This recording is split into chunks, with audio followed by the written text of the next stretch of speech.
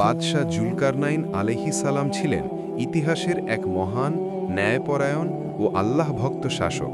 তিনি এমন এক সম্রাট যিনি আল্লাহর পক্ষ থেকে শক্তি, জ্ঞান ও প্রজ্ঞা লাভ করেছিলেন। কোরআনের সূরা কাহাফে তাঁর কীর্তি বর্ণিত হয়েছে, যা আজও মানবজাতির জন্য শিক্ষা ও অনুপ্রেরণার উৎস। জুলকারনাইন নামের অর্থ দুই শিংওয়ালা বা দুই শক্তির অধিকারী, যা ইঙ্গিত করে তিনি ছিলেন পূর্ব ও পশ্চিম উভয় দিকের শাসক এবং জ্ঞানের দুই উৎস, দুনিয়াবি ও আধ্যাত্মিক শক্তির অধিকারী। অনেকে মনে করেন তিনি আলেকজান্ডার দ্য গ্রেট নন, বরং এক আল্লাহ ভক্ত রাজা যিনি পৃথিবীতে ন্যায় ও শান্তি প্রতিষ্ঠা করেছিলেন। তিনি আল্লাহর বান্দা হিসেবে তার নির্দেশ মেনে পৃথিবীর বিভিন্ন অঞ্চলে ভ্রমণ করেন। প্রথমে তিনি পশ্চিম দিকে যান, যেখানে সূর্য অস্ত যায়। সেখানে তিনি এমন এক জাতির সাথে সাক্ষাৎ করেন যাদের জীবনযাত্রা ছিল কঠিন। আল্লাহ তাকে বলেন, হে জুলকারনাইন, তুমি চাইলে তাদের শাস্তি দিতে পারো, চাইলে কল্যাণ করতে পারো। তিনি ন্যায় বিচার করে বললেন, যে অন্যায় করবে আমি তাকে শাস্তি দেব, আর যে সৎকর্ম করবে আল্লাহ তাকে পুরস্কৃত করবেন। এইভাবেই তিনি তার রাজত্বে সুবিচার প্রতিষ্ঠা করেন। এরপর তিনি পূর্ব দিকে যাত্রা করেন, যেখানে সূর্য ওঠে এমন এক অঞ্চলে। সেখানে মানুষরা প্রাকৃতিক আবহাওয়ার কষ্টে দিনাতিপাত করত। জুলকারনাইন তাদের প্রতিও সহানুভূতি দেখান। তিনি শুধু শাসক ছিলেন না, ছিলেন মানবতার এক মূর্ত প্রতীক। আল্লাহ ইলহাম পেয়ে তিনি জানতেন কাকে সাহায্য করতে হবে এবং কাকে শাস্তি দিতে হবে। তার শাসন ছিল শান্তি ও সুবিচারের প্রতীক। তৃতীয় সফরে তিনি এমন স্থানে পৌঁছালেন যেখানে দুই পর্বতের মাঝখানে কিছু মানুষ বাস করত। তারা ছিল এক সৎ ও পরিশ্রমী জাতি, কিন্তু তারা ইয়াজুজ ও মাজুজ নামক এক দুষ্ট জাতির আক্রমণে অতিষ্ঠ ছিল। তারা জুলকারনাইনকে অনুরোধ করল, হে রাজা, আমরা তোমাকে খাজনা দিতে প্রস্তুত, তুমি আমাদের ও তাদের মধ্যে একটি প্রাচীর নির্মাণ করো। জুলকারনাইন বললেন, আল্লাহ আমাকে শক্তি দিয়েছেন, তোমরা শুধু শ্রম দিয়ে সাহায্য করো। তিনি তখন লোহার পাত এনে দুই পাহাড়ের ফাঁকা অংশ ভরাট করেন। এরপর লোহাগুলো গলিয়ে তার উপর গলিত তামা ঢেলে দেন, ফলে একটি শক্ত ও অটল প্রাচীর তৈরি হয়। সেই প্রাচীর এত মজবুত ছিল যে ইয়াজুজ মাজুজ তা ভেদ করতে পারেনি। এটি শুধু এক ইঞ্জিনিয়ারিং কীর্তিই নয়, ছিল এক ঐশী অলৌকিকতা। এই দেয়াল আল্লাহর নির্দেশে তৈরি হয়েছিল, যাতে মানবজাতি কিছু সময়ের জন্য নিরাপদ থাকতে পারে। বাদশাহ জুলকারনাইন বুঝতেন, ক্ষমতা আল্লাহর পক্ষ থেকে একটি আমানত। তাই তিনি কখনো গর্ব করতেন না, বরং বলতেন, এটি আমার প্রভুর অনুগ্রহ। তার প্রতিটি কাজ ছিল আল্লাহর সন্তুষ্টির উদ্দেশ্যে। তিনি জানতেন, দুনিয়ার প্রতিটি সাফল্য ক্ষণস্থায়ী, কিন্তু ঈমান ও ন্যায় বিচারই চিরস্থায়ী। জুলকারনাইনের কাহিনী শুধু ইতিহাস নয়, এটি ঈমান, জ্ঞান ও নেতৃত্বের এক জীবন্ত পাঠ। তিনি প্রমাণ করেছেন যে শাসক, আল্লাহ ভক্ত, সেই প্রকৃত ন্যায়পরায়ণ রাজা। তার নির্মিত প্রাচীর আজও রহস্যময়। কোথায় ছিল, কিভাবে তৈরি হয়েছিল তা নিয়ে বহু গবেষণা হয়েছে। কেউ কেউ মনে করেন এটি ককেশাস পর্বতমালায়, কেউ বলেন মধ্য এশিয়ার উত্তরে, আবার কেউ বলেন এটি চীনের প্রাচীরের সঙ্গে সম্পর্কিত। যেখানেই হোক, এই প্রাচীর মানব সভ্যতার ইতিহাসে এক বিস্ময়কর ঘটনা। এটি প্রমাণ করে আল্লাহ তার বান্দাদের মাধ্যমে কেমন অলৌকিক কাজ সম্পন্ন করান। জুলকারনাইনের এই কাহিনী আমাদের শেখায়, শক্তি ও জ্ঞান কেবল তখনই বরকতময় হয় যখন তা আল্লাহর সন্তুষ্টির জন্য ব্যবহৃত হয়। বাদশাহ জুলকারনাইনের তৃতীয় সফরের ঘটনাই ছিল তার জীবনের সবচেয়ে গুরুত্বপূর্ণ অধ্যায়, যেখানে তিনি ইয়াজুজ ও মাজুজ নামক দুষ্ট জাতির হাত থেকে এক জনগোষ্ঠীকে রক্ষা করেছিলেন। এই ঘটনা কোরআনের সূরা কাহাফের 93 থেকে 98 নম্বর আয়াতে বিশদভাবে বর্ণিত হয়েছে। যখন তিনি দুই পর্বতের মাঝে পৌঁছালেন, তখন তিনি এমন এক জাতির সঙ্গে দেখা পেলেন যারা প্রায় কোনো ভাষাই বুঝত না।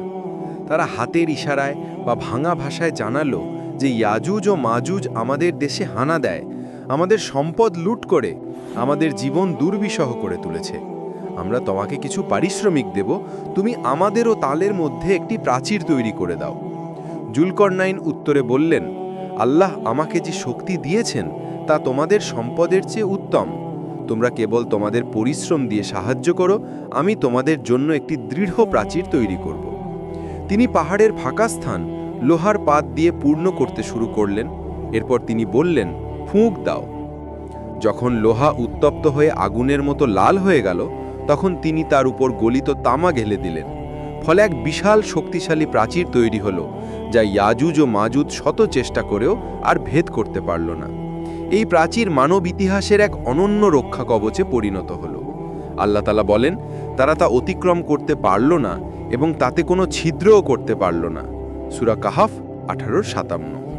এই ঘটনাই প্রমাণ করে যে যখন আল্লাহর সাহায্য থাকে তখন মানুষ এমন কাজ করতে পারে যা পৃথিবীর চোখে অসম্ভব। জুলকরনাইন তখন বললেন, এটি আমার প্রভুর রহমত, কিন্তু যখন আমার প্রভুর প্রতিশ্রুত সময় আসবে তখন তিনি একে সমতল করে দেবেন। অর্থাৎ সেই প্রাচীর চিরস্থায়ী নয়। একদিন যখন আল্লাহ চাইবেন তখন সেই প্রাচীর ভেঙে যাবে এবং ইয়াজুজ মাজুজ আবার পৃথিবীতে বেরিয়ে আসবে। ইয়াজুজ ও মাজুজের পরিচয় ও ভবিষ্যৎবাণী। ইয়াজুজ ও মাজুজ দুই শক্তিশালী, দুষ্ট ও বিশৃঙ্খল জাতি, যাদের উৎপত্তি আদম আলাইহিসসালামের সন্তানদের মধ্যে থেকেই। তারা একসময় পৃথিবীতে তাণ্ডব চালাবে, মানুষ হত্যা করবে, সম্পদ লুট করবে এবং বিশৃঙ্খলা সৃষ্টি করবে। কিয়ামতের পূর্বে আল্লাহর আদেশে প্রাচীর ভেঙে তারা বেরিয়ে আসবে, তখন পৃথিবী ভরে যাবে তাদের অরাজকতায়। হাদিসে উল্লেখ আছে, নবী করিম সাল্লাল্লাহু আলাইহি ওয়াসাল্লাম বলেছেন, ইয়াজুজ ও মাজুজ এমনভাবে বের হবে যে তারা পাহাড় ও নদী পেরিয়ে পৃথিবী জুড়ে ধ্বংসযজ্ঞ চালাবে। এমনকি তারা বলবে, আমরা আকাশের অধিবাসীদেরও জয় করব। কিন্তু তখন আল্লাহ তাদের উপর এক বিশেষ কীট পাঠাবেন, যা এক রাতের মধ্যেই তাদের ধ্বংস করে দেবে। এই ঘটনাটি কিয়ামতের অন্যতম বড় নিদর্শন হিসেবে উল্লেখিত হয়েছে। তখন পৃথিবীর অবস্থা হবে ভয়াবহ, মানুষ আতঙ্কিত হবে, আকাশ মেঘাচ্ছন্ন হবে, সূর্য পশ্চিম দিক থেকে উদিত হবে, দাজ্জাল, ঈসা আলাইহিসসালাম ও মাহাদির আগমন ঘটবে। ইয়াজুজ মাজুজের তাণ্ডব হবে এই ক্রমের একটি ধাপ। সূরা কাহাফে বর্ণনা। আল্লাহ তাআলা সূরা কাহাফে বলেন, তারা বলল, ইয়াজুজ ও মাজুজ দেশে ফিতনা সৃষ্টি করছে। আমরা কি তোমাকে কিছু খাজনা দিতে পারি, যাতে তুমি আমাদের ও তাদের মধ্যে একটি প্রাচীর তৈরি করে দাও? তিনি বললেন, আমার প্রভু আমাকে যে শক্তি দিয়েছেন তা যথেষ্ট। তোমরা কেবল শ্রম দিয়ে সাহায্য করো, আমি তোমাদের জন্য একটি দীর্ঘ প্রাচীর তৈরি করব। তিনি বললেন, আমাকে লোহার পাত এনে দাও। তারপর যখন দুই পর্বতের ফাঁকা স্থান পূর্ণ করলেন, বললেন, ফুঁক দাও। লোহা উত্তপ্ত হয়ে আগুনের মতো লাল হয়ে গেল। তখন তিনি তার উপর গলিত তামা ঢেলে দিলেন। ফলে এক বিশাল শক্তিশালী প্রাচীর তৈরি হলো, যা ইয়াজুজ ও মাজুজ শত চেষ্টা করেও আর ভেদ করতে পারল না। এই প্রাচীর মানব ইতিহাসের এক অনন্য রক্ষা কবচে পরিণত হলো। আল্লাহ তাআলা বলেন, তারা তা অতিক্রম করতে পারল না এবং তাতে কোনো ছিদ্রও করতে পারল না। ঐতিহাসিক বিশ্লেষণ। ইতিহাসবিদরা জুলকরনাইনকে নিয়ে বিভিন্ন মত প্রকাশ করেছেন। কেউ বলেন তিনি আলেকজান্ডার দ্য গ্রেট, কেউ বলেন পারস্য সম্রাট সাইরাস দ্য গ্রেট, আবার কেউ বলেন তিনি ছিলেন এক আল্লাহ ভক্ত রাজা, যাকে আল্লাহ বিশেষভাবে ক্ষমতা দিয়েছিলেন। তার নির্মিত প্রাচীর কোথায় তা নিয়েও এখনও গবেষণা চলছে। কেউ বলেন এটি ককেশাস পর্বতমালায়, কেউ বা বলেন বর্তমান দারিয়াল গডস বা চীনের উত্তর প্রাচীরের নিকটে। আধ্যাত্মিক শিক্ষা। জুলকরনাইনের কাহিনী আমাদের শেখায়: ১. ক্ষমতা ও জ্ঞান আল্লাহর পক্ষ থেকে একটি দায়িত্ব। ২. ন্যায় বিচার ও মানব সেবা শাসকের প্রথম কর্তব্য। ৩. যে ব্যক্তি আল্লাহর উপর নির্ভর করে কাজ করে তাকে আল্লাহ অসাধারণ সফলতা দান করেন। ৪. দুনিয়ার কোনো প্রাচীর চিরস্থায়ী নয়, একদিন সবকিছুই আল্লাহর ইচ্ছায় বিলীন হয়ে যাবে।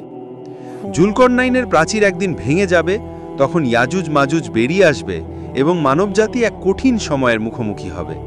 কিন্তু সেই দিন আসার আগ পর্যন্ত তার এই কাহিনী আমাদের জন্য এক বিশাল শিক্ষা, যে আল্লাহর পথে থাকা, সত্য ও ন্যায় প্রতিষ্ঠা করা আর মানবতার সেবা করাই জীবনের প্রকৃত লক্ষ্য। শেষ কথা, বাদশাহ জুলকরনাইন ছিলেন এক আল্লাহ ভক্ত রাজা, যিনি ন্যায়, জ্ঞান ও শক্তির সঠিক ব্যবহার করে মানবতাকে রক্ষা করেছিলেন। তার গল্প কেবল ইতিহাস নয়, এটি একটি চিরন্তন বার্তা যে যখন মানুষ আল্লাহর পথে চলে তখন সে পৃথিবীতে শান্তি, ন্যায় ও সুরক্ষার প্রতীক হয়ে ওঠে।